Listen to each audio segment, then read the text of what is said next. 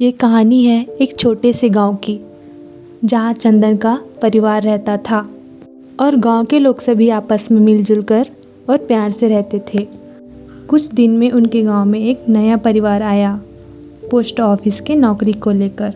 उन परिवार में 4 लोग थे, रेखा, कमली, श्यामू और उसकी पत्नी। श्यामू ही पोस्ट ऑफिस वाला था। उस गांव में इसकी कमी थी, इसी नौकरी को लेके वो इस गांव में आया था।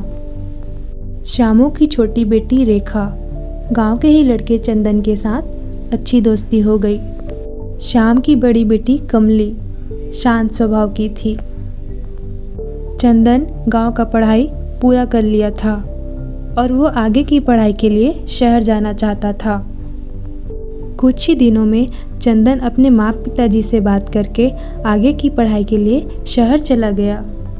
चंदन के शहर जाने के बाद कुछ ही महीनों में कमली के लिए रिश्ता आया और उसकी शादी तय हो गई। कमली के शादी का दिन था। उसकी शादी अच्छी धूमधाम से हुई। शादी के बाद कमली की विदाई हो गई। आधे रास्ते में गाड़ी में बैठी कमली को थोड़ा बेचैनी हुआ और वो हवा खाने के लिए गाड़ी से उतर गई। जैसे ही वो गाड़ी से उतरी, पीछे से कोई जानवर आकर कमली के ऊपर हमला कर दिया। कमली को जानवर ने मार डाला। सभी गाड़ी से उतरे और कमली को बचाने की कोशिश किए। तब तक कमली मर चुकी थी। कई महीने बीत गए थे। एक रात चंदन शहर से वापस गांव लौट रहा था। उसका गाड़ी लेट हो गया था और वो रात को अपने गांव के रास्ते में पहुंचा। आधे रास्ते से उसे पैदल जाना पड़ा क्योंकि उसके गांव में गाड़ी नहीं चलते थे। चंदन ने अपने पिताजी और रेखा को फ़ोन लगाया। पिताजी, मैं गांव के रास्ते में हूँ, मुझे लेने आइए। सुनसान रास्ता था। चंदन रास्ते में ही था। चंदन को ऐसा लगा कि उसके पीछे कोई खड़ा है। वो चुपचाप आगे बढ़ता रहा। उसे ऐसा लग रहा था कि उसके पीछे कोई चल रहा है। चंदन चलता ही रहा। अचानक से रेखा चंदन के पास आ गई। चंदन बोला, अरे तुम आ गई? मुझे तो बहुत डर लग रहा था। हाँ, तुम फ़ोन किए थे ना, तो मैं जल्दी आ गई। और तुम्हारे पिताजी का तबीयत खराब है, इसलिए वो नहीं आ पाए। रेखा और चंदन बात करते करते घर के लिए निकल पड़े। रेखा ने चंदन से कहा, तुम्हें पता है मेरी दीदी को जानवर ने मार डाला? हाँ, मुझे पता है, पिताजी ने बताया था।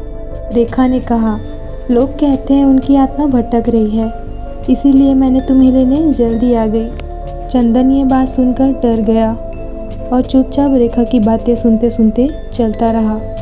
उसने मन में सोचा, शायद मेरे पीछे कोई चल रहा था, कहीं ये वही तो नहीं? तुम लोगों ने उसकी आत्मा की शांति के लिए पूजा नहीं कराई?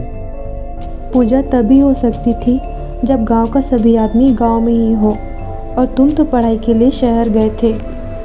ऐसे ही चंदन और रेखा बात करते करते गांव पहुंच गए। रेखा चंदन के घर के पास जाके चंदन से कहा, चलो मैं अपना घर चलती हूँ। आओ, हमारे घर थोड़ा बैठ लो। काफ़ी रात हो गई है, मुझे घर जाना चाहिए।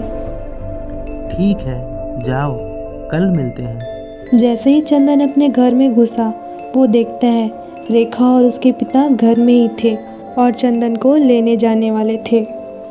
रेखा, अभी तो तुम मेरे साथ थी ना? तुम घर के अंदर कैसे आ गई? नहीं, मैं तो तुम्हारे घर में ही हूँ। तुम किसके साथ आए थे? मैं तो तुम्हारे साथ ही आया था। और पिताजी, आपका तबीयत तो खराब था ना? नहीं बेटा, मैं तो बिल्कुल ठीक हूँ। फिर वो कौन था? मुझे पता चल गया वो कौन था। वो कमली दीदी थी जो तुम्हें छोड़ने आई थी।